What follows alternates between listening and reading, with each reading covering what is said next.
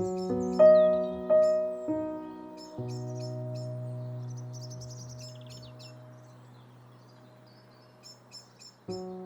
a collection of unique stories.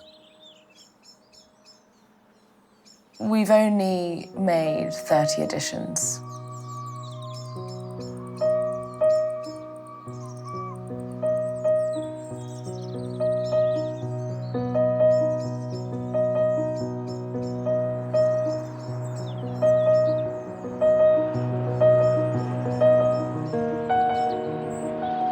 It was in 1820, two brothers, William and John Graham, they actually originally founded Graham's.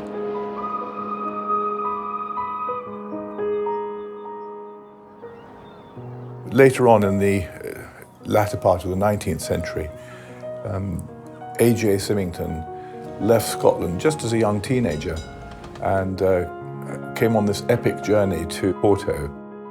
I'm sure that he fell in love with his new home almost instantly. One can hardly fail to do so, with the beauty of the Douro and the lovely character that we have in Porto. I think AJ would have only ever come up on horseback in his very first years when he arrived in Porto. And not long after the train was built, but in the early days, it would have been quite a journey, quite an adventure. You know, when you think about that, there were no tractors driving up and down the hills.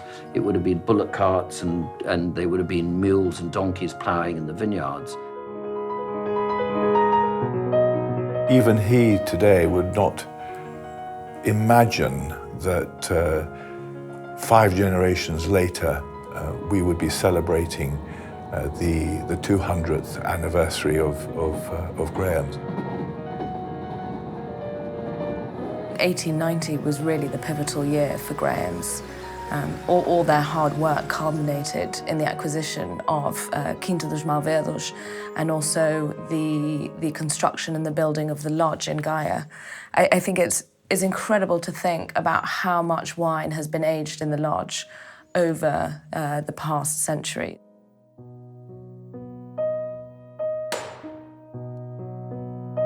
It was early in 1970 that we started talking seriously to the Grahams. When we started picking at Malvedos, we had a pretty good idea that the wine was going to be outstanding.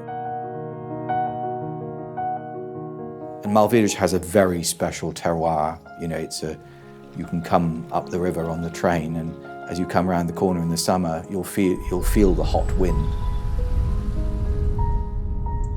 We made wine from different parcels. We planted Triga Franca down by the river, Triga Nacional higher up in the Quinta. And we've learnt as we go along.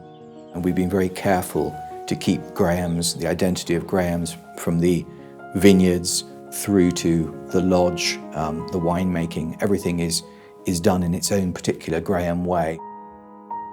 The single harvests that we are releasing are the gold medal winners at the Olympic Games. They are the wines.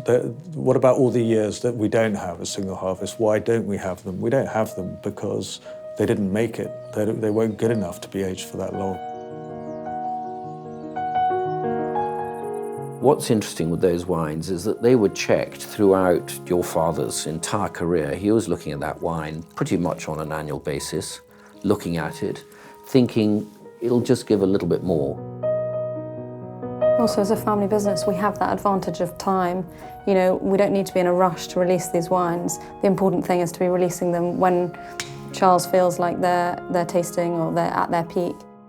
The vintages that are in this cabinet are undoubtedly some of the finest wines produced, I would say, in the last couple of hundred years. It's remarkable to think that there are 3 generations here of Symingtons, the 3rd, 4th and 5th.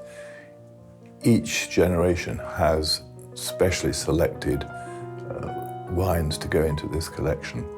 And they've selected it because of a particular story that they have, a particular affection, if you like, to the wines. It's more just a sort of a quiet pride in a lot of jolly hard work that's been going on over the years.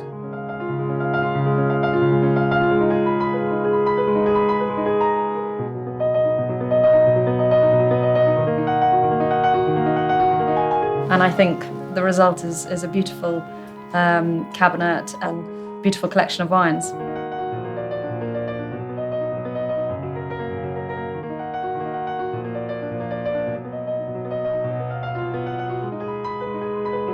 To the next 200 years, we've drunk to the last 200, so here's to the next 200. Let's hope that's as successful as the last ones. Cheers.